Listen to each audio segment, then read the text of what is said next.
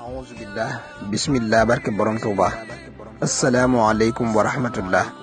noo ngi leen di nuyu bu baax di leen ziyaara. gannaaw loolu yi seen naafile guddik tey gi di guddik fukkeel gi ak juróom-ñeent ci weeru koor. Sëriñ Suhaybu Mbàkke nee na ku ci julli juróom benni rakaa bu ci ne nga jàng faatiha benn yoon, jàng qul huwallahu ahad ba saar wi jeex juróom-ñaari yoon.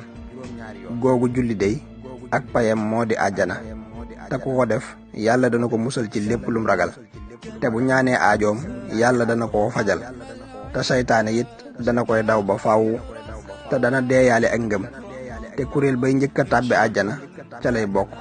yàlla nanu ko yàlla man loo te nu def ko na mu ko taamoo, mu nangul nu ko fulal nu ko làqal ñu ko fu yàq yéegul barkeb Seexul Xadiim.